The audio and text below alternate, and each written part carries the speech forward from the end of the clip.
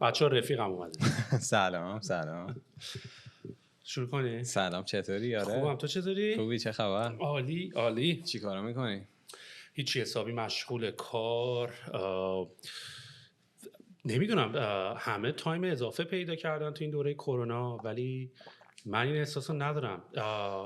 نه که بخوام بگم خیلی سرم شلوغه و اینا، ولی حتی اون کارهای قدیمم که میکردی زیاد به نظر میرسه. فکر کنم یکم دلیلش اینه که تو وقتی سر کار میرفتی، یعنی جای فیزیکی میرفتی، دیگه وقتی از خونه داشتی برمیگشتی خونت دیگه میدونستی که تمومه و تعطیله دیگه آقا دیگه. ولی الان نه، الان 3 شب تا 12 تا 1 تا 2 هر لحظه مسیج میاد، ایمیل. آره و کمپانی ما یه مقداری ریموت استراکچر شده. آدم داریم از فنلاند، آدم داریم از این ور اون ور، به خاطر همین ساعت‌های مختلف هم هر کی پین میکنه داری صحبت میکنیم، ولی در مجموع خوبم، افیشینته، خوبه. خلاصه صحبت اینه که خوبه، همون دارم کارامو میکنم و خیلی مشتی. تو چه خبر؟ منم خوب دیگه، منم همون روال قبلی و کار و زندگی و میریم جلو دیگه. ان شاءالله ببینیم چی میشه. یه ذره زمستونه اینجا، هوا سرد، زود تاریک میشه. یه ذره برنامه چنده؟ خوبه دیگه، خوبه. همین کاری که دارم میکنم و دارم ادامه میدم و کانسیستنسی ببینیم جواب میده یا نه. آره فیدبک بهت بدم. داری حرف میزنی موقعی که من دارم حرف میزنم تو کافی بخور، موقعی که تو داری حرف میزنی من کافی. فهمی صداش میاد. آره، هم صداش میاد، هم تو تصویر میاد، هم داری حرف میزنی. آره دیدی این پادکست جدید همه کانسپتش درینک اند چت و نمیدونم اون وسط وید بکشن. خوش نشیم. آره جلو رو واکنه. آره خب ببین، من با تو اپیزود 2 هم با ما بودی. آره الان چند تا اپیزود شد؟ فکر میکنم 25 یا 26. باریکلا، خیلی خوبه. شاید هم 27 حتی، ولی فکر کنم تو الان 26ی و آره فکر نمی‌کردیم تا اینجا بیام. خداییش فکر نمی‌کردیم. اون موقعی که اولش داشتیم در مورد آیدیا صحبت می‌کردیم فکر نمی‌کردیم اینقدر خوب بیاره جلو. یکی دو تا میاد، 3-4 تا لیچار وارد می‌کنن. خوب بود. نه خوب بود. آره دیگه وقتی خودتو میذاری آنلاین مو همینجا داری، یعنی اینکه اوکی بذار بکنم دیگه. وقتی خودتو میذاری آنلاین یعنی اینکه اوکی که بقیه هم بیان در مورد کامنت بدن دیگه. یعنی مثلا من میام اینجا با هم دیگه صحبت می‌کنیم، اگه آپلود کنی یکی هم زیرش چرت و پرت بگه قاعدتا نباید ناراحت شم، چون دارم میام توی محیطی میگم حرف اکسپرس می‌کنم. حرف خاصی هم نمیزنیم که کسی بخواد چرت و پرتی بگه. یعنی مثلا نمیدونم، یه بار منو منشن که زیر یه کامنتی توی همون یوتیوبی که آپلود کرده بودی، ما کامنت باحال بود، بعد من رفتم کامنت ها رو خوندم، یکی اومده بود گفته بودش که آقا چقدر منم میکنین و شما چی نیستین. می‌خواستم من میگم من به نظرم، منظورم اینه که من مطمئن نیستم، سرتن نیستم در مورد نظر من میگم به نظر خودم، یعنی که نظر خودم هم شاید یه چند وقت دیگه عوض شه. منم یکم کتابی شده، نه که همه جا دیگه مثلا فاز آقا تیم ورک و همه کارا رو همه با هم میکنیم، حالا از اون ور گود افتادیم، حالا تا میای 2-3 تا چیزام راجع به خودت بگی، حالا همه منم. این اتفاق هست. ولی از الان من میگم به نظر من، یعنی من مطمئنم نیستم فعلا، نظرم همین. حالا شاید سال دیگه 6 ماه دیگه نظرم با تیم که نشستیم اینجا و نظرات شخصی هم هست و اپینیون شخصی هم هست. عرضم به خدمتت که خب قرار شده یه ذره در مورد کریپتوکارنسی ها صحبت کنیم. الان خیلی هاته و بیت کوین 40,000 تا صحبت کنیم. میخوام با وضعیت تو رو با سری قبلی که اومدی اینجا ببینم چیه. تو خب با مارکت ایران و استاک ایران هم ور میری. آره. یکم یه آپدیت از اون بهمون بده، چون من برای کارهای مختلفم تو زندگی، خب یه سری آدم هستن که مثلا تو پروداکت مثلا با یه سری ها مشورت میکنم، تو استاک با یه سری ها مشورت میکنم، توی قضایای زناشویی با یه سری آدم مشورت میکنم و تو اون کسی هستی که من تو استاک و اینا باش مشورت میکنم. دمت گرم. و میخوام ببینم که وضع چطوره. اگه وضعت خوب نیست خیلی ما دیگه باید مشورت نکنیم. نه اوضاع خوبه، نه اوضاع از اون جهت خوبه و آره. در مورد استاک ایران تونتون بخوام بهت بگم، یه بالای خیلی شدید داشتش، یه حجم زیادی از نقدینگی رفتش تو بازار و یه رشد عجیب غریبی بعد عید کردش، بعدش هم یه سقوط وحشتناک. یعنی الان مثلا چارتای سهم‌های دولتی رو نگاه کنی همه مثل کوه دماونده، رفته بالا با کله اومده پایین.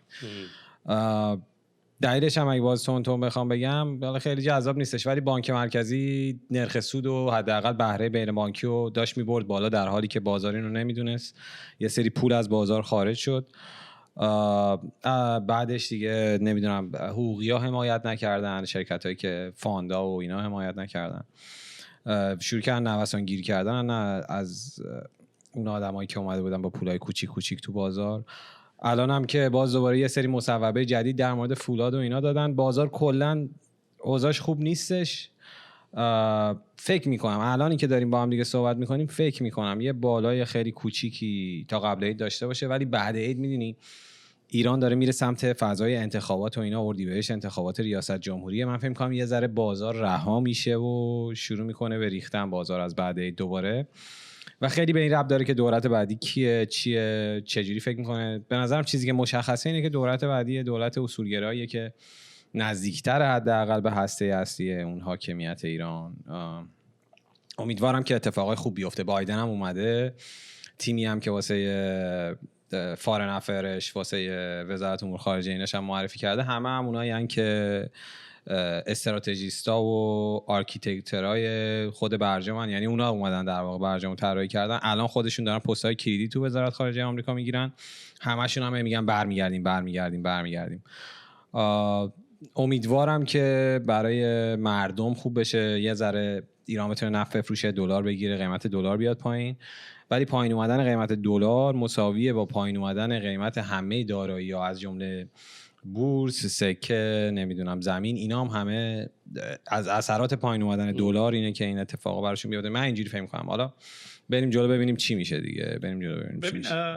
این مارکت استاک ایران حساب کتاب واقعا داره، چون مثلا من هر از گاهی مثلا با یه سری بچه‌ها صحبت میکنم اینطوریه که استاکو یاد بگیریم، نمیدونم قانوناشو بفهمیم، ولی من اینجوری هم که اون قبول، اون که خب 100%، ولی مگر استاک ایران خیلی قاعده درست درمونی الان داره که مثلا حتی اگه بلدم باشی بتونی واقعا ازش خوب بکنی؟ آره ببین کلا کپیتال مارکت ها رو به 3 قسمت تقسیم میکنن. افیشینتن یعنی کاران، سمای افیشینتن یعنی نیمه کاران، و نان افیشینتن یعنی ناکاران. حالا اینا هر کدومش تعریف خودشو داره. مثلا تو بازار افیشینتی که خیلی کاراه، همه اطلاعات شفافه، حجم معاملات زیاده، عمق بازار زیاده.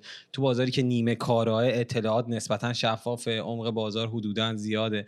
تو بازاری که نان افیشینته، فکر می‌کنم بازار ایران جزو بازارهای نان افیشینت یا ناکاراه، چون شفافیت اطلاعات زیاد وجود نداره متاسفانه. شاید عمق بازار نسبت به مثلا جمعیت، عمق بازارمون بیشتر شده، یعنی بعد عید حداقل یه جمعیت زیادی اومدن توی بازار، عمق بازارمون بیشتر شده، ولی همچنان به نظر من توی بازارهای ناکارا دسته‌بندی میشه. و سود کردن تو هر بازاری تو این 3 تا کاتگوری مختلف، هر کدومش قاعده خودشو داره. یه سری ابزارا داره که بیشتر جواب میده، یه سری ابزارا داره که کمتر جواب میده.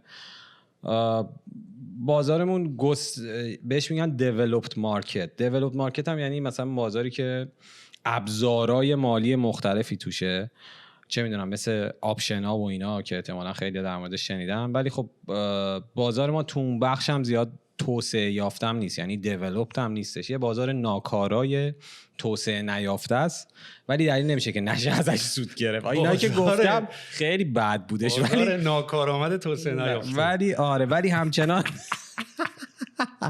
ولی همچنان میشه ازش سود گرفت. و نکته اینه تو از افیشینت مارکت سودی نمیتونی بگیری. افیشینت مارکت سودی نمیده بهت. بازار کارا خیلی سخت‌تره ازش سود گرفتن. تو بازارهای ناکارا تو میتونی سودای بزرگتر بگیری. این یه واقعیتیه که وجود داره. و در هر صورت قاعده خودشو داره. شرکتایی داریم که فروش خارجی دارن، شرکتایی که داریم که درآمد دارن. مثلا ملیه مثل ما یه درصد کوچیکی، یعنی مثلا فکر کنم چند درصد، 1-2 درصد مثل دنیا رو داره تامین میکنه. فولاد مبارکه، اصفهان شرکت بزرگیه. تو الان تو اینا پول گذاشتی؟ آره حالا چیزایی هم دارم که باشون کار میکنم. یه 2-3 تا مشتری هم دارم که باشون کار میکنم، براشون سهم میخریم و از این کار میکنیم. ولی اونم قاعده خودشو داره. الانم نه خودش این چند وقت مثبت بوده، نه آینده‌ای که میشه، چون خیلی میدونی خیلی آنسرتنتی چیزای علاوه سیاسی آینده خیلی روشن نیست که دولت بعدی بیاد سر کار مثل آقای احمدی نژاد نباشه بگه بورس اصلا کلا قمارخونه است بزنه زیرش تعطیلش کنه، چون از این تصمیم‌های خلق و ساحه گرفته میشه توی اون سیستم جمهوری اسلامی. آره ممکنه هر اتفاقی بیفته. بعد ببینیم دولت بعدی که میادش چجوری فهم کنه در مورد بازار سرمایه. ولی در نهایت مثلا اگه تو بازه‌های 3 سال 4 سال 5 ساله به بازار بورس نگاه کنی، با توجه به اون تورمی که سری قبلم در موردش صحبت کردیم، گفتیم اقتصاد ایران همش در حال ایجاد تورم و اینا و راهی غیر از اون نداره، بازار سرمایه باز دوباره توی 3 سال آینده، توی 4 سال آینده حتما بازش مثبت خواهد بود. ولی الان دورنمای خوبی حداقل تو میان مدت نداره. ببین سوال منو صاف و شفاف توضیح بده. تو الان به عنوان کسی که داری کانادا زندگی میکنی، تو بازار ایران داری کار میکنی، آره بعد پولتو داری تبدیل میکنی میاری اینجا. آره دیگه، ببین کم میشه ولی میشه دیگه. تو یعنی در یک بازار ناکارآمد توسعه نیافته یه بخشی از کار دیگه با دلاری که اونطوری. آره گفتم که تو اون بازار ناکارآمد توسعه نیافته است که تو میتونی سود زیاد کنی. نه ولی واقعا یه بخشی از سرمایه بیشتر حالت سبدگرده، نه اسباب بازی که نه، بیشتر چون دو تا دونه مشتری خیلی بزرگ دارم، اونا سودش خوب میشه دیگه، با اونا که کار میکنم اونا خیلی سودش خوب میشه. آره ولی اون کارم میکنم، ولی یه بخشی از کار دیگه دیدی که دی ترید هم میکنم، طلا و نفت و نمیدونم این چیزا رو هم در روز ترید میکنم، یه سری سهامم اینجا خریدم. الان این بحث این چیزی که من میبینم خیلی داغه، بحث کریپتوکارنسی یا طلاست. میدونی یعنی مثلا الان اونایی هم که آخه همیشه طلا رو دیگه مثلا هر کی میگه آقا طلا بخرین، هیچ وقت نمیتونی بگی برو بابا تو نه نمیخرم. آره مثلا طلا دیگه معلومه وضعیتش دیگه. ولی من همیشه چیزی که از طلا فهمیدم اینه که طلا پشتوانه مالی پوله. یعنی میگن آقا این پولی که دستته، این کاغذه که دستته، اگر انقدر پول توی سیرکولیشن، انقدر داره تو گردش هست، پشتش چیزه، پشتش طلاست. یعنی تو هر موقع میتونی بری این پول رو حتی بدی طلا هم بگیری. بگو. من سوالی نپرسیدم ولی بگو. نه آخه نیستش این تا یه جایی اینجوری بوده، یعنی بانک‌های مرکزی تا یه دوره‌ای قرارمون ولی اینه. آره نه قرارمون این بود دیگه، به هم خورده دیگه قرارمون آره آفیشیالی دیگه اینجوری نیستش. تا یه جایی بانک‌های مرکزی میومدن میگفتن ما به ازای ذخیره طلایی که داریم پول چاپ میکنیم، ولی آمریکا اومد زد زیر این قضیه دیگه، گفت من بر اساس اعتبارم پول چاپ میکنم، یعنی چون کشور معتبری هستم، اول قدرت دنیا، میام هر چقدر که پول خواستم چاپ میکنم، هر چقدر که خواستم از دست مردم. آره یعنی واقعا الان دلار آمریکا رو بخوای حساب کنی پشتوانه طلا به همون اندازه نداره. این فکر کنم نمیدونم کندی بود یکی از رئیس جمهورهای آمریکا اومد گفتش که دیگه این خبرا نیستش، ما هر چقدر که بخوایم بر اساس نیازمون دلار چاپ میکنیم.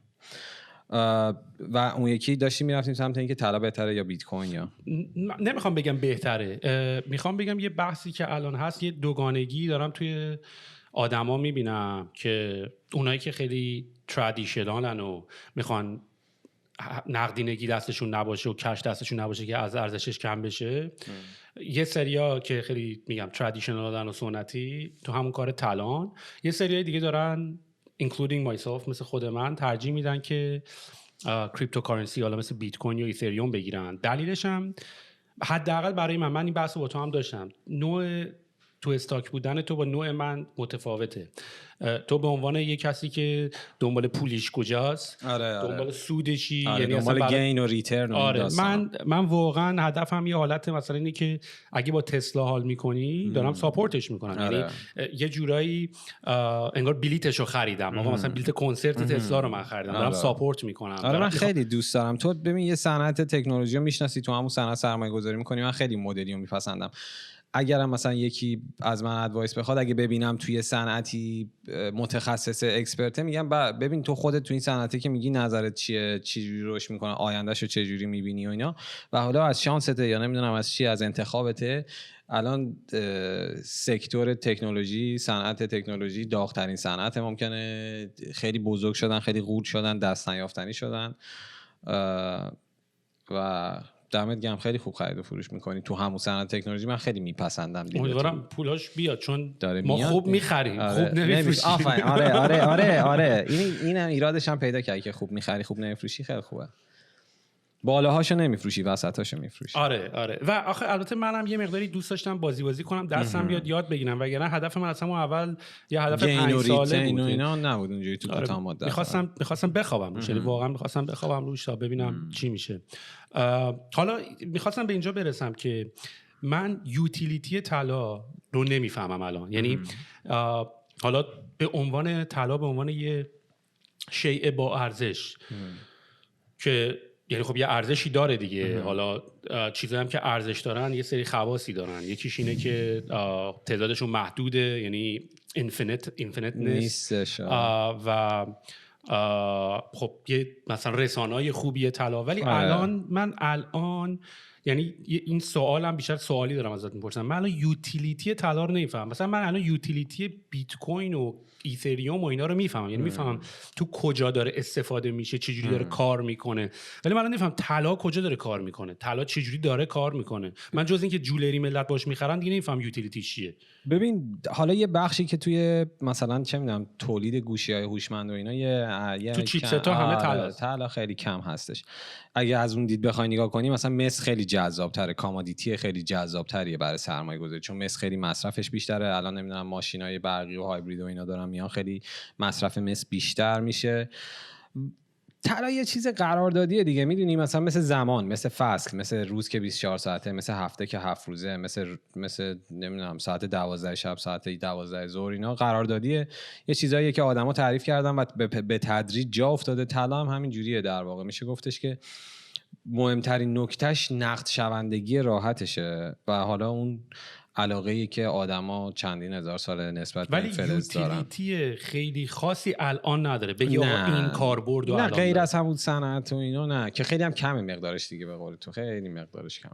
آره ولی خب همه اینو قبول کردن دیگه، یه چیز قراردادیه که همه قبول کردن. شمش طلای ارزشی داره و حجم بازارش خیلی بزرگه، نقد شوندگیش خیلی بالاه، یعنی تو هر وقت بخوای طلاتو بفروشی میتونی راحت بفروشی. اینا همه جذابش میکنه واسه سرمایه‌گذاری دیگه.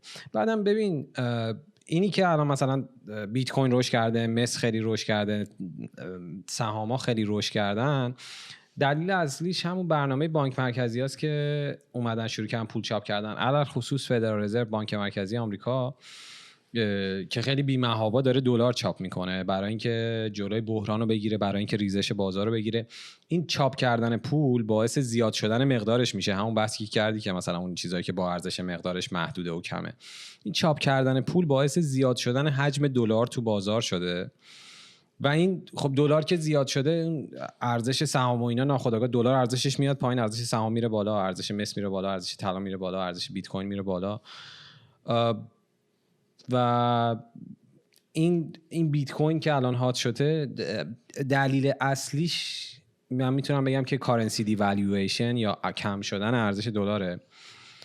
بعدش یه اتفاقی که افتاد، پیپل به عنوان یکی از بزرگترین لندرها و نمیدونم اونایی که ترانزکشن دارن تو دنیا و اینا، اومدش بیت کوین رو قبول کرد، گفته شما میتونید با بیت کوین هم پول انتقال بدین، دلار انتقال بدین. الان یه بانک بزرگم ویزا، فکر کنم ویزا اعلام کرد، یا ویزا یا مسترکارد، یکی از این دوتا اعلام کرد که از الان ما بیت کوین قبول میکنیم، که این اصلا بازی رو عوض کرد دیگه، یعنی به رسمیت داره میشناسدش دیگه رسما. ولی خیلی هم منتقد داره، یعنی خیلی دولت‌ها، چه میدونم دولت چین، دولت بریتانیا، خیلی از بانک مرکزی‌ها یعنی دوست ندارن دیگه، یعنی یه جوری اختیار از دستشون خارج میشه. ببین کوین اولری هست که توی شارک تانک یا روی بیلیونره و اتفاقا امروز داشت راجع به این قضیه صحبت میکرد که من چرا تو کریپتوکارنسی از جمله بیت کوین سرمایه‌گذاری نمیکنم. یه ساعت پادکست، البته همین آدم 5 سال پیش هم گفته بود که من تو تسلا سرمایه‌گذاری در نمیشه هر چی میگه درست باشه. آره اصلا کلا چیزایی که میگم درست نمیشه. ولی حرفاش نکتهاش این بود، یکی این که خیلی ولاتایله، یعنی انقدر بالا پایین داره، انقدر بالا پایین داره، حساب کتاب نمیتونی باز بکنی. شاید فردا مثلا $10,000 دیگه بریزه روش، حساب کتاب نمیتونی بکنی. بعد رگولیشن، یعنی گفتش که به هر حال یواش یواش وقتی میان رگولیتش میکنن دوباره این قضیه میریزه و بعید میدونیم که حالا مثلا گاورمنت ها و اینا بذارن این رگولیشن به راحتی انجام بشه. وقتی میتونی بگی بیت کوین کارنسیه که گاورمنت ها، این یه تعریف خیلی واضحه. تو وقتی میتونی بگی بیت کوین تبدیل به یه کارنسی واقعی شده که همه قبولش دارن، که گاورمنت ها قبول کنن تو تکس تو با کریپتوکارنسی بدی، تو تکس تو با بیت کوین بدی، اون موقع میتونی بگی که این دیگه کاملا هیچ محدودیتی نداره. یعنی اون میتونه آخرین نشونه این باشه که دیگه هیچ محدودیتی برای بیت کوین وجود نداشته باشه. وگرنه همینجوری که میگی هم تو بانک‌های مرکزی، هم تو دولت‌ها، هم خیلی از پولدارا واقعا منتقد اینن که تو بیای از کریپتوکارنسی به عنوان سرمایه‌گذاری استفاده کنی، چون مثلا هیچ دلیل نداره که مثلا 3 ماه بعد $4000 دوباره نباشه. ولی یه بحثی هم که آخه بود این بود که به خاطر اینکه ما الان دنیای الانو با بیت کوین داریم در نظر میگیریم، دنیای آینده یعنی به جایی که وایسی، یعنی یه آرگومنت اینجوری بود که بیت کوین یواش یواش اونا رو رگولیت میکنه تا به جایی که اونا بخوان اینا رو رگولیت بکنن. ببین آره، یعنی به نظر منم توی لانگ ران، توی 4 سال 5 سال آینده حتما آینده قیمتی خوبی هم داره، ولی راهش خیلی سخته. یعنی یاد دیدی که الان نمودارش یادت با هم دیگه میدیدیم، انگار موشک بسته بودن رفته هوا، الان مثل بمب ساعتی بودش. مثلا بیت کوین $40,000 انگار بمب ساعتیه. مثلا من میخرم $35,000 میفروشم به تو $37,000، تو میخری $37,000 میفروشی به یکی دیگه $40,000. این هر لحظه ممکنه بترکه. میخوام بگم که یعنی سرمایه گذاری خوبی نیستش الان خیلی تو این قیمت های بالا. اونایی هم که علل خصوص سرمایه کم دارن، مثلا یا یکی $30,000 داره، نره $30,000 بیت کوین بخره، چون من خیلی این کیس ها جدیدن تو ایران دیدم. آخه آلردی از نظر بحث سرمایه گذاری رو بیت کوین ما they are already late in the game، یعنی ما آلردی دوریم از تو بازی. و الان واسه سرمایه گذاری این قیمت ها اصلا جذاب نیست. و به نظر من الان بیشتر بحث همین اینوستمنت و پول در آوردن و استاک بازیشه تا اینکه واقعا ببینی بیت کوین به چه دردی میخوره. الان کسی دنبال اینکه اینا به چه دردی میخورن نیست. الان اینه که من الان یه پولی بذارم صبح خواب پاشم $300-400 رفته باشه روش، همین. آره آخه اتفاقی هم که افتاده، صندوق سرمایه گذاری هم اومدن یه درصدی از داراییاشون و هج فاندا و میوچوال فاندا و اینا که پولای بزرگ دارن اومدن یه درصدی از سرمایه گذاریشون رو بردن تو کریپتوکارنسی، 3%، 2%، 4%. بعد یا مثلا $2 بیلیون 3%، 2%، 4%ش خیلی زیاد میشه دیگه ارزش داراییشون، پورتفولیوشون که $2 بیلیون 3 بیلیون، این 2%، 3% پول زیادی اومد تو این بازارش، ارزش مارکتش یه رفت بالا. بعد اون نقد شوندگی هم جذابش میکنه برای همه دیگه، اینکه 24 ساعته 24/7، یعنی شنبه هم دیدی معامله میشه کریپتوکارنسی. آره 24 ساعته هست. 24 ساعته هست. آره نمیبنده مغازه بس در کرکر بازه کاسه بند. آره ببین ولی من به عنوان یه کسی که مثلا دارم یه مقداری رصد میکنم، آره هم آیندهشو چجوری میبینی؟ ببین برای من اولا که وایت پیپر بیت کوین، اون ساتوشی که نوشتتش کجا ساتوشی داداش؟ کسی نمیدونه کیه یا چیه، خیلی اصلا معلوم نیست. اصل کاری هم معلوم. و 6 صفحه است کل وایت پیپرش. آره و آقا اینم بگیم ما خیلی متخصص کریپتوکارنسی نیستیم، من عدید سرمایه گذاری فقط دارم حرف من اصلا بعید میدونم کسی که داره پادکست ما رو نگاه میکنه فکر کنه ما متخصص چیزی هستیم. ما مدام همینجوری داریم آره ما نشستیم داریم چیل میکنیم. ولی اتفاقی که افتاد اینه که آرگومنت قضیه خیلی آرگومنت قشنگی، یعنی اگه به من مهلت بدی شاید من بتونم برات بازش بکنم. دیسنترالیزیشن دیگه، کانسپتش کانسپت دیسنترالیزیشن. اصلا بحث بیت کوین و ایتریوم بحث غلطیه، میدونی، یعنی اصلا موضوع این نیست، موضوع بلاک چینه. آره بلاک چین چون فقط هم بیت کوین و ایتریوم نیستن که لایت کوین هست، بیت کوین کش هست، نمیدونم ایکس آر پی نمیدونم چی هست، اینا خیلی زیاده. و من خودم هم شخصا فن ایتریوم هم تا فن بیت کوین، چون باز ایتریوم به خاطر اون اسمارت کانترکت های واقعا نصف آیدیایی که ما خودمون قبلا داشتیم برین استورم می‌کردیم به اضافه نصف آیدیایی که مثلا همین الان هم برای آینده ترایب داریم برین استورم می‌کنیم روی حساب اسمارت کانترکت هایی که با ایتریوم می‌تونی اجرا بکنی. چه جوری اسمارت کانترکت؟ ببین اول اصلا بذار کلا این داستان بلاک چین رو یه ریویو بکنیم. ببین زیبایی بلاک چین تو این قضیه همین دیسنترالیزیشنه. یا یه ذره در مورد سنترالیزیشن اول من تونتون بگم. قضیه اینه که ببین سنترالیزیشن تمرکز قدرت، ثروت اینا یه جا قاعده اینه که باعث فساد میشه. یعنی تو توی جامعه ای مثلا تفنگ و پول و نمیدونم مدیا رو بدی دست یه قشر خاصی، اون خودش باعث فساد میشه دیگه. یعنی آیدیا اینه که مثلا بانک مرکزی یا به عنوان متولی تولید پول دوچار سنترالیزیشن میشن، دوچار مرکزیت میشن و آیدیای پشت بلاکچین اینه که آقا این مرکزیت فسادآوره و باعث چه میدونم دیکتاتورشیپ و اینا این داستانا میشه. این ساید افکتش هست ولی دلیل ساختش فکر نمی‌کنم این باشه، ولی یکی از اتفاقایی که میفته کلا کانسپت دیسنترالایز کردن. آره. و آخه چرا پس دیسنترالایز کنم؟ من میگم دیسنترالایز دلیلش همون فسادیه که تو سنترالیزیشن میاد دیگه. تمرکز قدرت و ثروت یه جا. ببین بحث تراست، بحث اعتماده. ببین نکتهش اینطوریه که من و تو برای اینکه پول دیگه به هم دیگه همین الان، حالا با اولیش ساده ترین مثالش خب مثالای مالیه دیگه. آره. من الان بخوام به تو پول بدم، من باید به بانکم اعتماد بکنم که یه بانک من بیاد مثلا $2 من بهش بگم $2 بده به کیاوش، بانکم میگه باشه من $2 تو کم میکنم، $2 میدم به کیاوش. اینجا باید چک کنه اون ترانزکشن دیگه. $2 از حساب تو کم کنه $2. ولی من و تو باید به صورت مشترک به اون بانک اعتماد بکنیم. درست. خب و با اعتماد کردن به بانک ممکنه فردا اصلا آتیش بگیره، بانک ممکنه فردا اصلا نباشه. یعنی ما همش داریم میگیم اعتبار دیگه. یعنی این مسئله که اصلا میگه وایس آقا بذار ببینم کمپانی مثلا از 1990 بوده اگه اعتماد بکنم بهش بدم چون فردا که ممکنه نبنده. میدونی یه موضوعی همچین چیزی داره. نکته خیلی زیبا کردیت دیگه، اعتبار دیگه. آره، ولی نکته بلاکچین بیشتر اینطوریه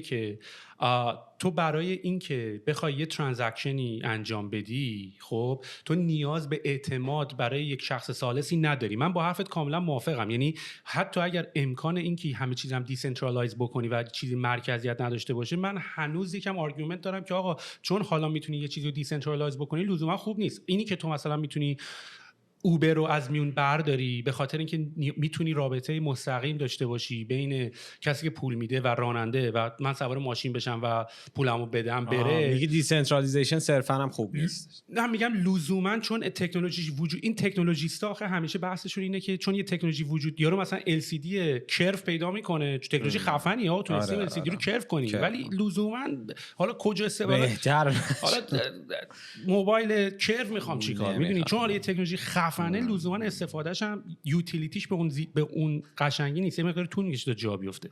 و نکته قضیه دیسنترالایزیشن هم همینه. یعنی الان من Airbnb رو ترجیح میدم وسط ترانزکشن من برای خونه گرفتن باشه، میدونی، تا اینکه من صرفا فقط بتونم مستقیما با خود اون شخص در تماس باشم.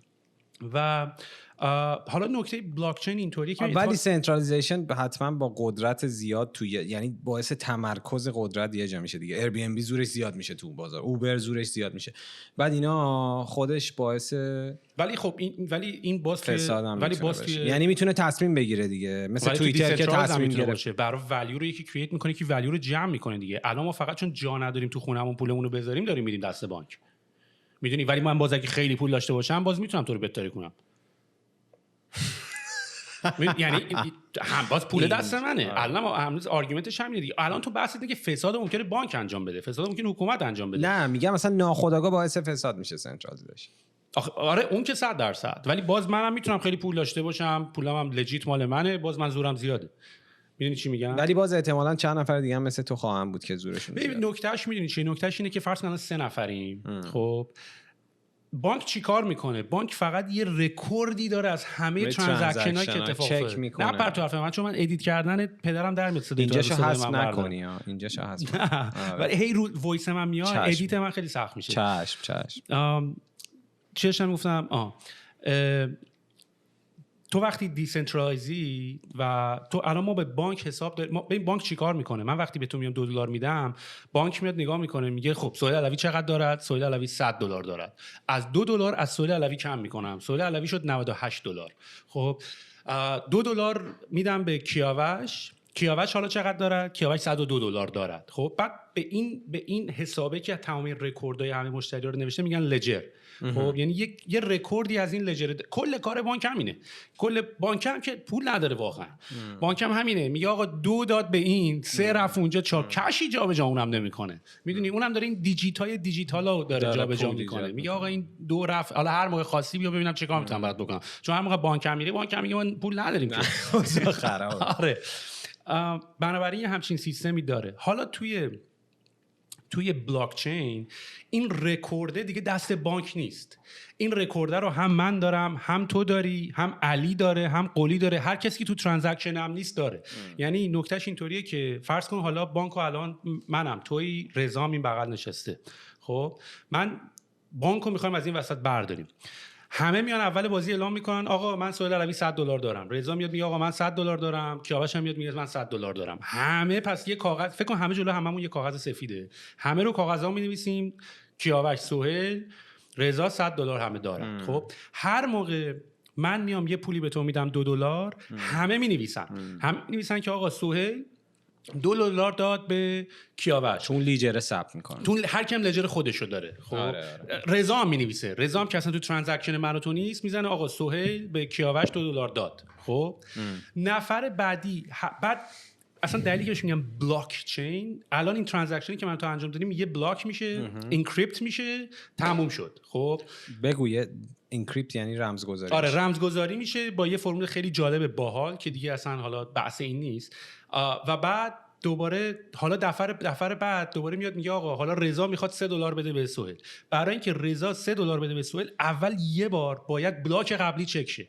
یعنی اول همه بیان بگن آقا همه یه بار بخونین وضعیتون چیه. یعنی تو هر بار که میخوای یه ترانزکشن جدید اعلام بکنی یه بار باید با کل سیستم، یعنی همه باید بگن آقا ما قبول داریم. من باید بگم قبول دارم، تو باید بگی قبول داری، قلی باید بگی قبول داره، همه بگن آقا درسته، سهیل 100 داره، آقا سهیل 100 داره، سهیل 100 داره، سهیل 100 داره، همه باید بگن. میدونی اینجوری باعث میشه که به جای اینکه تو فقط به بانک اعتماد کنی، یه اعتمادی بین همه است. پس فردا یه نفر بیاد، بعد تو به گذشته هم نمیتونی، یعنی حتی اگه بری به گذشته هم برگردی یه چیزی رو تو عوض بکنی، بگی آقا سهیل $90 داشت، $100 نداشت، اون وقت همه دستشون میاد داداش نه ما 100 داریم، حساب ما 100 و سیستم همیشه باید بالای 50% رو کاور بکنه دیگه، که بگه آقا 50% سیستم همه ماجوریتی رو دارن. حالا اینو ما فقط داریم تو سیستم مالی داریم نگاه میکنیم. میدونی تو دیسنترالایز کردن آب کشور، دیسنترالایز کردن خیلی چیزا رو تو میتونی بلاک چین. آره اسمارت کانترکت. ببین مثلا اسمارت کانترکت چی؟ اسمارت کانترکت تو ایتریوم هیچی، قراردادهای هوشمند. من الان تو الان میری فوتبال بت میکنی. خب مثلا میگی آقا چه میدونم من اگر رئال مادرید گل بزنه من $20 میدم. حالا رئال مادرید گل زد، $20 تو اگه نداد کی باید بده اصلا؟ کی مسئوله؟ آره میدونی اسمارت کانترکت خودش آتو اکزیکیوت میشه، خودش به صورت اتوماتیک اجرا میشه.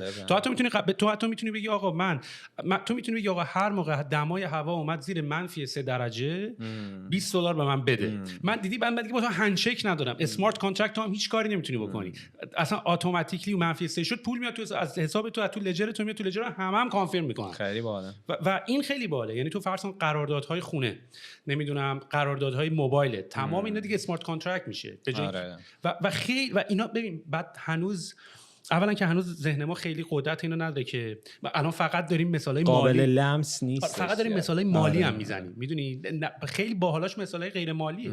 میدونی مثالای غیر مالی خیلی باحال‌ترن.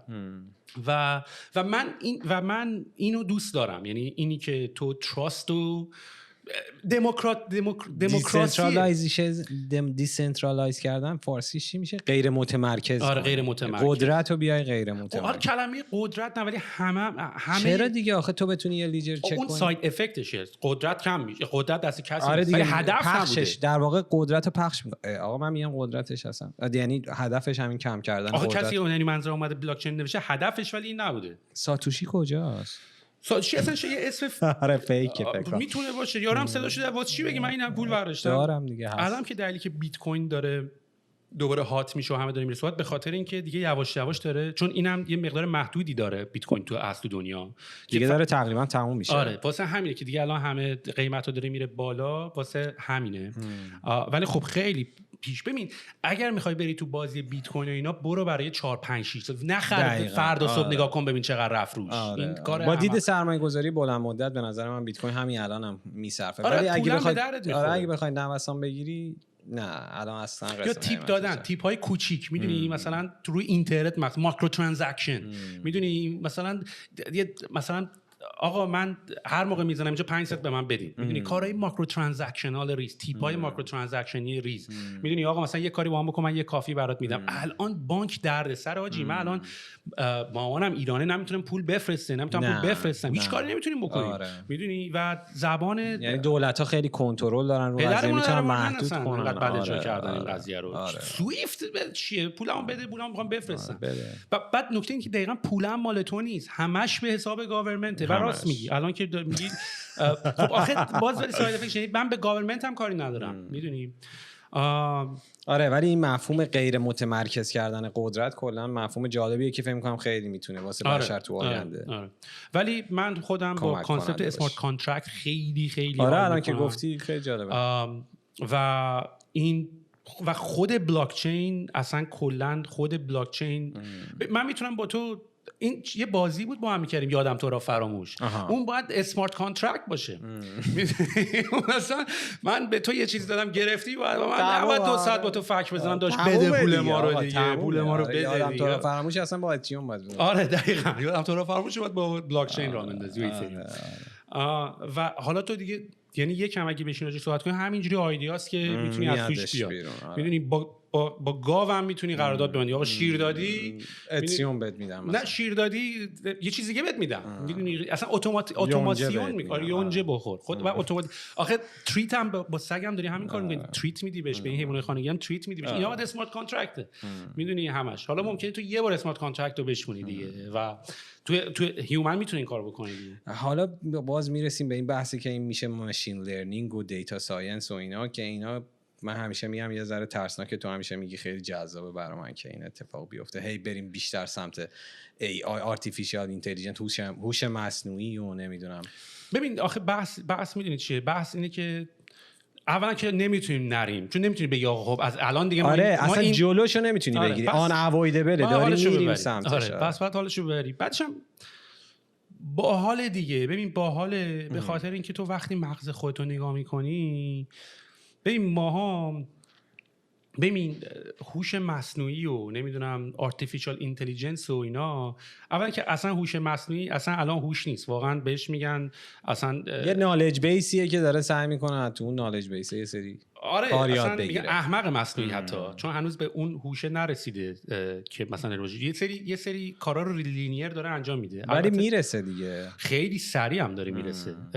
الان من دیروز یه چیزی داشتم میدم، عشق داشتم میکردم توی یوتیوب. یه پسره هست، این ویدیوهای فوق العاده قدیمی، خب ویدیوهای خیلی قدیمی که مثلا مال 1800 که مثلا تازه دوربین اومده، مثلا مردم مثلا ماشین و اینا هم نیست، یعنی مثلا نشون میده یه سری صحنه تو نیویورک دارن راه میرن، تو لندن دارن راه میرن، تو ونیز دارن راه میرن، یه سری ویدیوهای فوق العاده، ویدیوهای خیلی کیفیت پایین کوچیک، مثلا فریم ریت ویدیوی مثلا بوده چه میدونم 18. خب بعد AI خودش میاد اتوماتیک فریمای بینشو پر میکنه، مثلا میکنه 30 فریم یا 24 فریمی که الان استاندارده، و اول از همه چیز میشه ویدیو اسپوت میشه، یعنی میسینگ فریم ها رو پر میکنه. بعد اسکیلش میکنه، بعد فیشل ریکگنیشن صورت‌ها رو درست میکنه، بعد کالرایزد میکنه.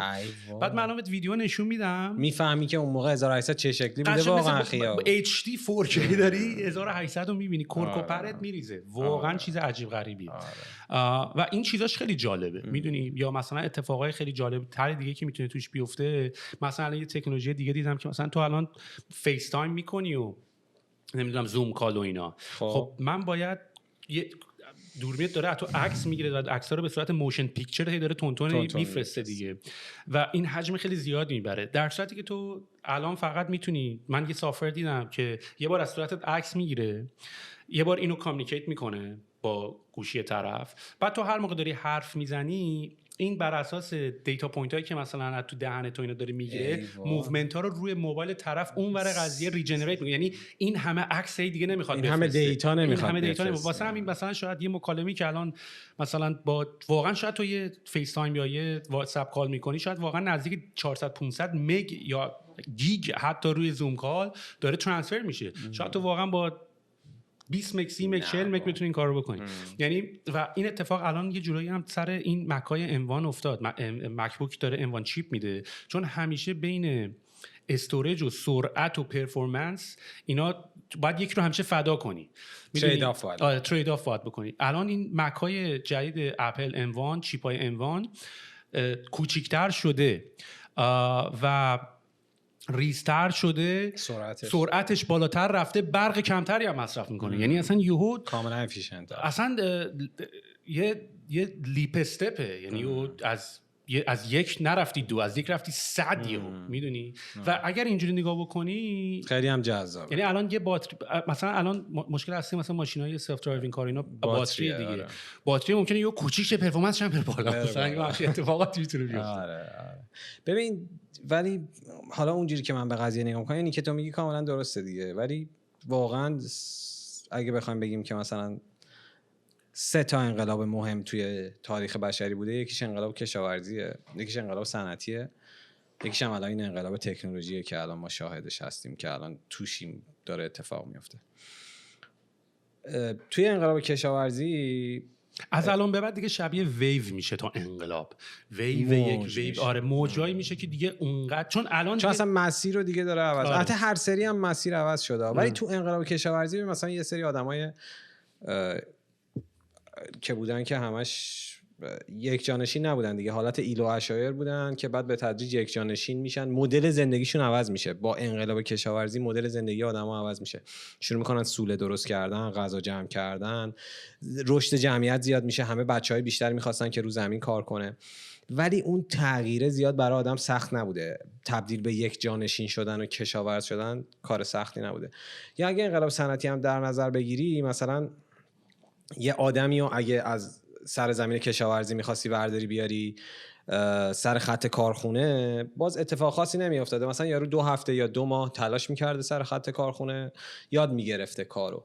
ولی الان توی انقلاب تکنولوژی اتفاقی که داره میفته اینه که خیلی از کارا از بین میره. اولا حالا یه سری آرگومنتشون اینه که کارهای جدید خیلی جذاب ایجاد میشه، ولی واقعیت اینه که کارهای جدید جذابی که ایجاد میشه خیلی تخصصیه و همه آدما نمیتونن اون کارا رو انجام بدن. یه قشر خیلی مثلا تو گیمینگ اینداستری، صنعت گیم، حتما خیلی کارهای خفن‌تر ایجاد میشه، یا تو همین ماشین لرنینگ و دیتا ساینس و اینا 1000 تا کار جدید ایجاد میشه. ولی کارهای ساده ای نیستش که مثلا اون موقع میتونستی توی انقلاب صنعتی میتونستی از سر زمین کشاورزی بیاری بذاری سر خط تولید. خب مغزشو نمی‌خواستی آخه، فیزیکشو می‌خواستی. آره. و میدونی اون کشاورزه و اون کارگری که سر خط تولید بوده، اونا خودشونو یه بخشی از اون جریان رشد کامل جامعه میدیدن. یعنی علاوه خصوص تو انقلاب صنعتی همه کارگرایی که تو فورد کار میکردن داشتن احساس میکنن یه نقشی تو پیشبرد جامعه دارن. ولی تو انقلاب تکنولوژی این اتفاق نمیفته. یعنی یه عده محدودی دارن جامعه رو میبرن جلو. حالا هم مجبورن یه سری کارهای روزمره بکنن که پول در بیارن بتونن زنده بمونن. این اتفاق باعث میشه یه بخش زیادی از جامعه به نظر من دچار دپرشن بشن و دچار مشکل بشن. آرگومنت درسته، بحثش هم شده. حالا بحثاش نمونه‌های مختلف داره. از یه طرف میگن که تعداد جابایی که از بین میره، خب اولا نوع جابه جابی بوده که اصلا انسان برای اونم نبوده. یعنی ما انسانی بنده خدا هم داریم حیف و میلش میکنیم. الکی اومده که مثلا بیل بزنه، مثلا کاری که یدیه، کاری که خیلی به انرژی پروسسینگ تو زیاد احتیاج نداره. از اون طرف آرگومنتش هم اینه که اینا جاب‌های بیشتری رو خواهند درست کرد. نمونهش مثلا همین ویوایی که حرف زدیم که دلایلی که مثلا دنیای تکنولوژی اصلا کلا دنیا خیلی باحاله به نظر من اینه که دیدی مثلا میگن آقا اونایی که مثلا اون کسی که سس هاینزو زد دیگه الان نوه و بچه و همه دارن اشغال میکنن. یعنی یه سری کارا رو دیگه مثلا گفتی آقا قدیما کردن، الان دیگه همه این آرگومنتی که الان میگن همه کارا رو کردن. در صورتی که هر بار یه ویو جدید میاد، یه انقلاب جدید ایجاد میشه، یه سری فرصت جدید هم باش میاد. ببین سرعت اینترنت یکم که میره بالاتر، مثلا نتفلیکس ایده‌اش که جدید نیست ولی نمیشد. میدونی مثلا یه دراپ باکس میاد که استوریجای مثلا بزرگ میتونی داشته باشی، نمیدونم 1000 تا طول جدید به وجود میاد. مفهوم کلاود اصلا میاد. مفهوم کلاود میاد و حالا که مفهوم کلاود میاد حالا 1000 تا جاب میاد، ویو جدید دوباره. آره دوباره حالا کلاودی، حالا آن تاپ اف کلاود. ولی کلا دوستایی که اینو گوش میکنن، این پادکست رو گوش میکنن، سعی کنن که یه سری تخصصهای خاص واسه خودشون درست کنن که در آینده مشکل نخورن. حتما همینطوره. و نکتهش هم اینطوریه که به نظر من این آرگومنت ها یکم فلسفی طور هم هست، یعنی این که حالا میرسیم به مینینگ و اینا، چون تو مثلا از اون طرف میتونی بگی که آقا من انقدری برای هیومانیتی ولث جنریت میکنم و اینا که اصلا یه سری هم کار نکردن بشنن عشق کنن، اصلا مینیمم اینکام برای همه میذاریم. آره. این بحثا ممکنه به اون سمت ولی بحثا دایرکت نیست، بحثا مستقیم نیستن. این که حالا چون تکنولوژی کارو هم مردم میگیره این یه مسئله است، ولی مشکل یه چیز دیگه رو باید حل کرد. نه من تمرکزم روی اینه که ببین اگه همه جامعه خودشون یه بخشی از اون پیشرفت بدونن، همه خوشحالن و همه با انرژی، ولی دیگه این اتفاق احتمالاً نمیفته و یه سری اکسپرتن که میان جامعه رو میبرن جلو. خب ما یه مشکل فنی پیدا کردیم. آره قطع شد. به گیرنده های خودتون دست نزنید. آره به گیرنده هاتون دست نزنید. ارتباط از ما چیش میگفتیم؟ همون این که تکنولوژی میاد موج جدید ایجاد میکنه و تخصص جدید ایجاد میکنه. آره آفرین. بنابراین به نظر من اینا آرگومنت هایی که هست تاجی دیگه. حالا نمیدونم ولی میدونی چی میشه؟ اتفاقی که به نظر همیشه میفته اینه که یه جور دیگه ای میشه که اصلا نمیتونستی خیلی پردیکتش هم بکنی. مثلا قبلا فکر می‌کردی مثلا قابل پیش بینی نیست. مثلا قبلا فکر می‌کردی دنیا مثلا یادت اون نیش بود کارتون نگاه می‌کردیم یا یه تلویزیون وسط زمین مثلا واسه نشون بده خیلی آینده است، تلویزیون وسط اینجوری نیست، تو گوشیت داری نگاه می‌کنی. قابل پیش بینی نیست. قبول دارم. یه همچین اتفاقی میفته. ولی اونی که همه آدما خودشونو جزوی از این جلو رفتن جامعه ندونن، اون احتمالاً در آینده باعث میشه. آره این جمله درستیه به نظر من. منتهای مراتب شاید واقعا یه سری کارم برای اونا داری پیدا میکنی، ولی آره خب یه دوره طلایی بوده اون موقع همه جزء اون حرکت خودشونو می‌دیدن. علل خصوص این همین ویدیوهای قدیمی که دارم بهت میگم همش اینجوری بود دیگه. مثلا مردم تو بار که نشستن، همه هی دارن میرن کارخونه، هی دارن میان بیرون، هی دارن میرن کارخونه، هی دارن میان بیرون.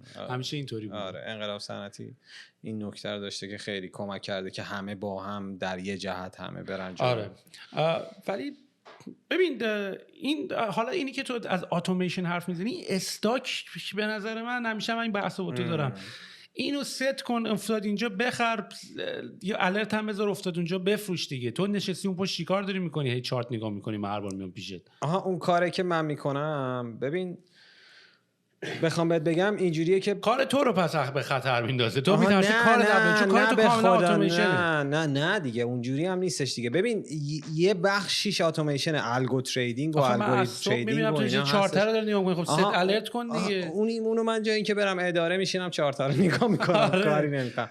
نه ولی واقعا اینجوریه که من ببین باز الان این بحث یه ذره فلسفی میشه. الگو تریدینگ هم باگای خودشو داره. من تقریبا یه باتی که مثلا تو بازار بتونه کانسیستنت به مدت، چون میدونی مثلا ممکنه یه هفته ربات سود بسازه یا یه ماه سود بسازه یا 3 ماه سود بسازه، ولی به یه رباتی که کانسیستنت بتونه خودش واسه خودش سود بسازه نمیدونم که نه خودش برای خودش سود نمیسازه. تو به هر حال نشستی نگاه میکنی، اتومات میکنی. آره ولی من همون کاری که مثلا اون جمله قبل هم گفتی نگران خودت. نه واقعا نه. ببین اون کاری که من میکنم بهش میگم پترن دی تریدر، یعنی یه سری پترن، اون پترن رو میبینی بر اساس اون دی ترید میکنی.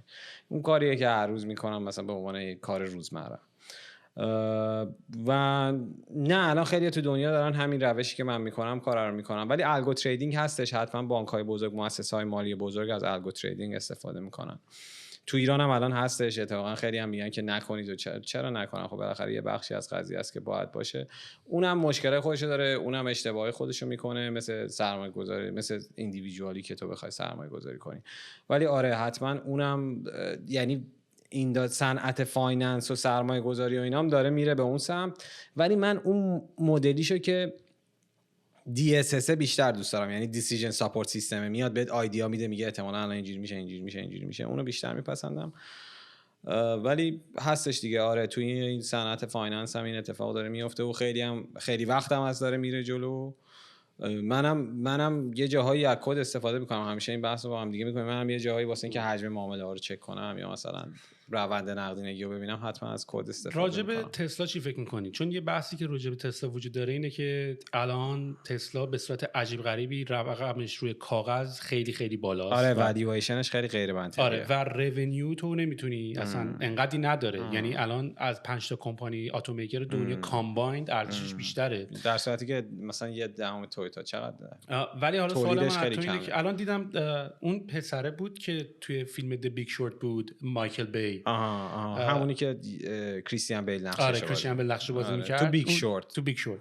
اون توی توییتر اینستاگرام توی توییتر ایلان ماسک منشن کرده بود که باید، یعنی از سر ریسپکت نه که بخواد تیکنز اینا، ولی گفته بود آقا نظر اقتصادی الان وقت شورت کردن الان وقت شورت کردن تسلا. آره ببین تسلا رو نمیشه خیلی ماشین ساز، یعنی جزو اینداستری مثلا نیست.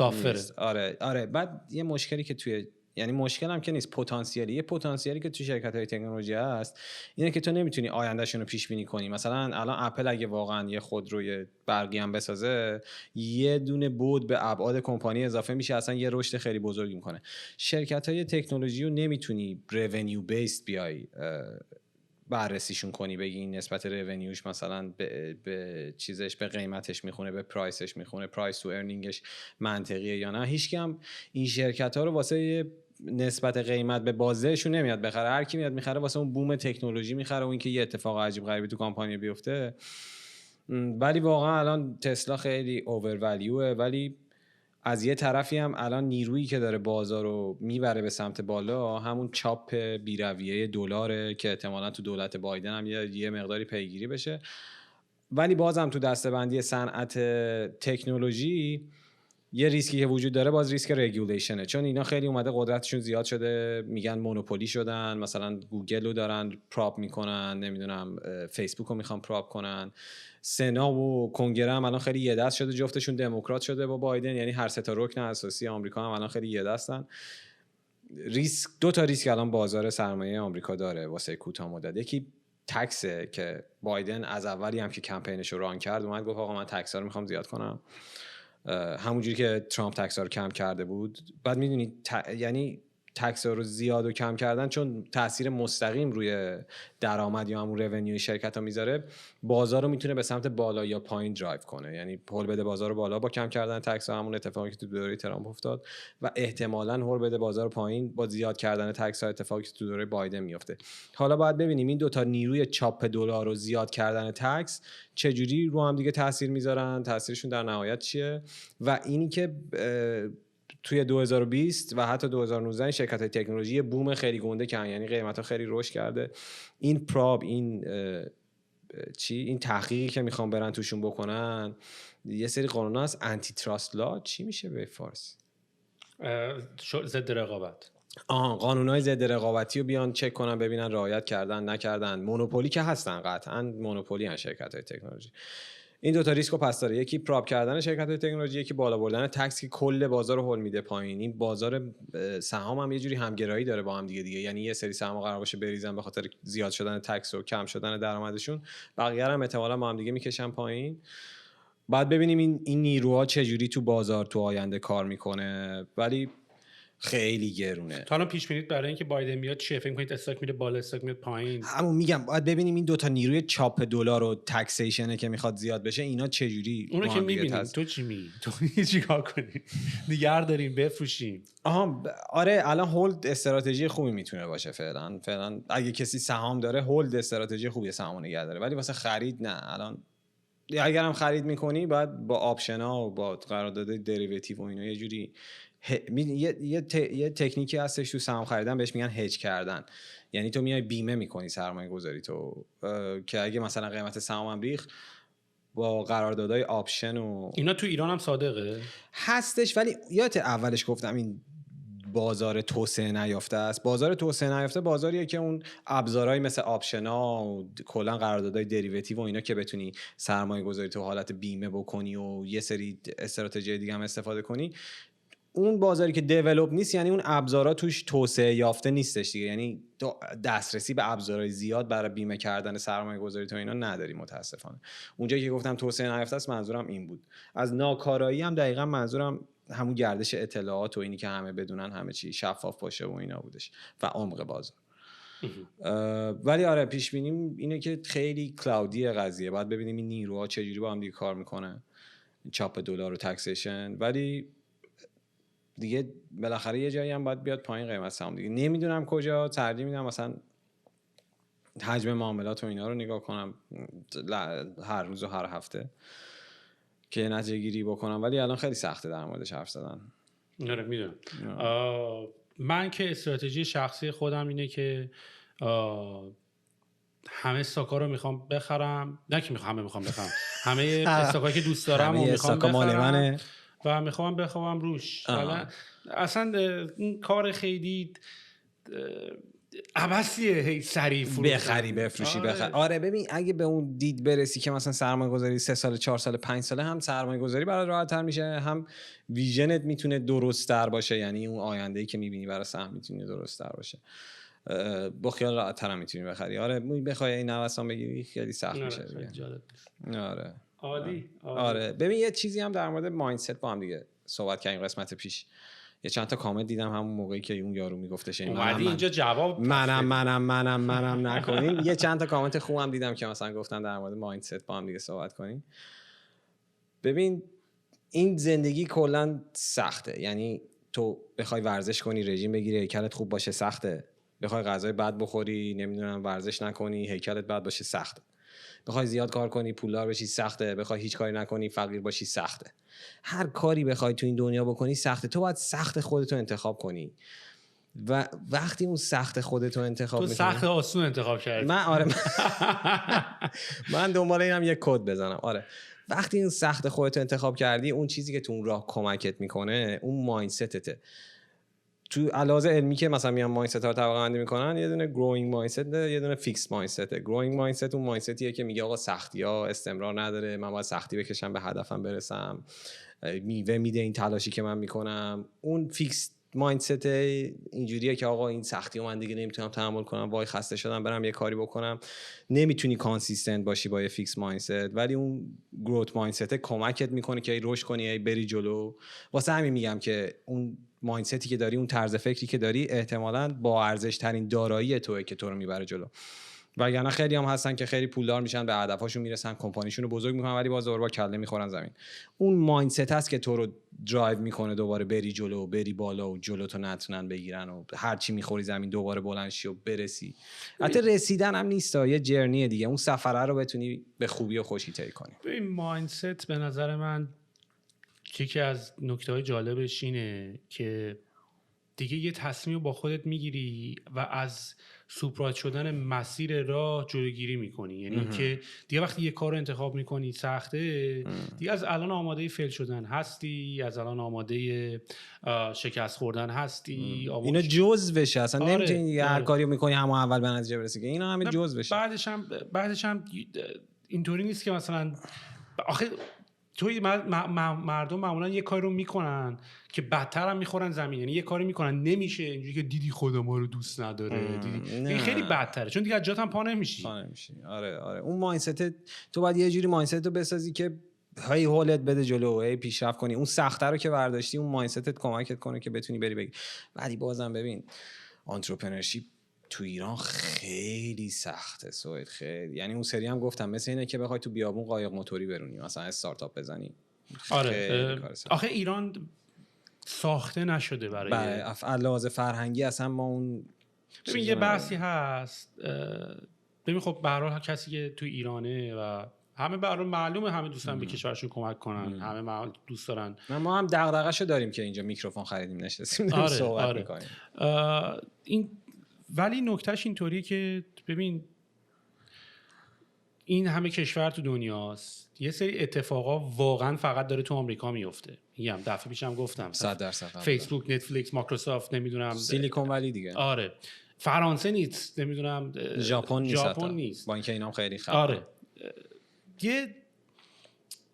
یه ریکوایرمنت هایی میخواد اون محیط. مثلا خب تو نمیتونی وقت گل مثلا چه میدونم بعضی گلا فقط مثلا کاکتوس مثلا یه جایی رشد میکنه، حتما نمیتونی کاکتوس یه جای دیگه هم بکاری. به نظرت این فرهنگ استارتاپ و آنترپرنورشیپ و اینا رو میشه لوکالایزش کرد؟ بیاریم تو ایران؟ ببین برای ایران به نظر من کفش ملی نمیدونم بستنی میان. نه اینی که الان همه دنبال یه رشد اکسپوننشیال سریعا که تو استارتاپ فقط اتفاق میفته، میتونیم لوکالایزش کنیم به نظر؟ آره 100% میتونی، ولی بستگی به اسکیلت داره. میدونی اندازت چقدر چیکار میخوای بکنی؟ عددتو به من بگو. مثلا منم نمیخوام بگم عددتو، پروجکشن تو بگو. مثلا دنبال اینه که بگی کمپانی بیلیون دلاری میشه، اسکیل میلیون نفر استفاده میکنن سرویسمو. نه یه چیزی مثل اسنپ مثلا تو علاوه سایز دارم یا دیجی کالا که دیگه مثلا خب همینو دارم بهت میگم دیگه. اینا بیلیون دلاری ان الان دیگه. نه مارکت کپشون اصلا فکر نمی کنم بتونن اصلا زورشون اونقدر برسه. فکر کنم دیجی کالا باشه.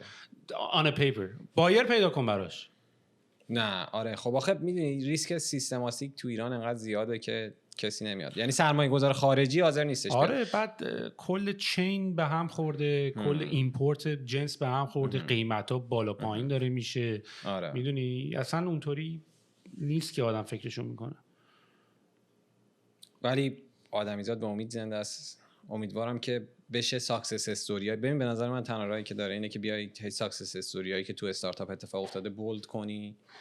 آره آره بگی که آقا اینجوری میتونه این رشد اکسپوننشیال اتفاق بیفته.